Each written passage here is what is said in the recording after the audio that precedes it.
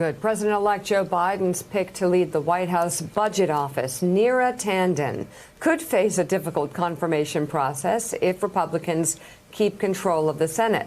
Tanden has regularly clashed with Republican lawmakers on Twitter, which provoked backlash from some GOP senators yesterday. Senator Susan Collins of Maine told reporters, quote, "I did not know her or much about her, but I've heard that she's a very prolific user of Twitter." Oh, who else? So I'm wondering, is that a problem now? It can't be, can it? Because I mean, we've had these Republicans say for years, well, I haven't seen what President Trump has a Twitter account. Oh, I haven't seen what he's tweeted. It's as if they're ignoring the really past 4 years. This is irony, right? So they're going to use her Twitter account against her. Would Alanis Morissette call this irony? Yeah. Okay. Or just downright hypocrisy. Well, so here are Senators John Cornyn and Lindsey Graham. It's pretty crazy to me to think that she can go back and or eliminate all the tweets that she's sent out over the last months, years. I don't know whether they just didn't think about it. They just assumed that she'd get confirmed without any question. But I just think she's going to be radioactive. OMB director has to come before the Budget Committee for hearings to be confirmed. I think I would ask different questions than Bernie Sanders, who would be the budget chairman if Democrats won in Georgia. So if you want to stop this nonsense, if you want to make sure this nut job Tanden doesn't become the director of the budget in charge of the Office of Management and Budget, then make sure we win in Georgia.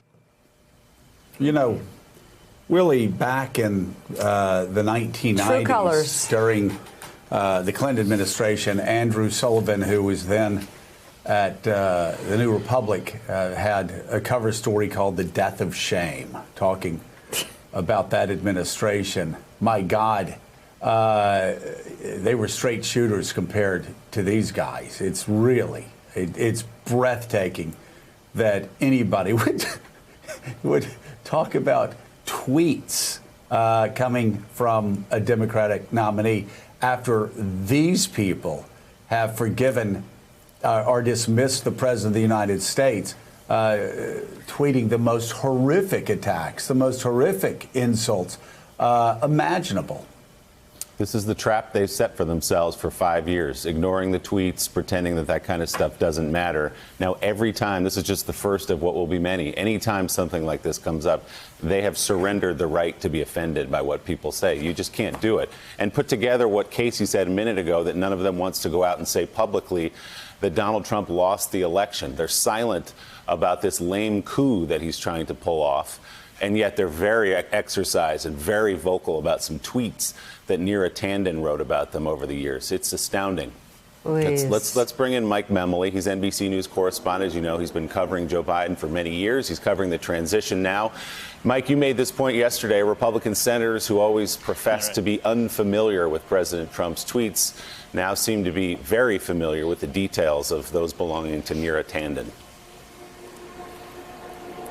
Yeah, absolutely, Willie. First of all, we should point out we're going to see Neera Tanden join the president-elect today as he rolls out the full members of his economic team. This is a team that, along with the president-elect, faces enormous challenges of reviving an economy that's been very much under strain during the pandemic, and also following through on the promises Biden made during the campaign. He was at times critical of his own party for losing sight of the plight of working and middle-class Americans, even as he put it during the campaign. Those on Park Avenue and Wall Street have done well, but not people like in the neighborhoods he grew up in Scranton. And so that's the big challenge that this entire team has faced. And we already heard from the top Republican on the Finance Committee, Chuck Grassley, saying Janet Yellen, for instance, will be favorably received. She would be a history-making choice as the first woman to be Treasury Secretary. But the more immediate challenge, yes, is confirming other choices. Thanks for checking out MSNBC on YouTube, and make sure you subscribe to stay up to date on the day's biggest stories. And you can click on any of the videos around us to watch more from Morning Joe and MSNBC. Thanks so much for watching.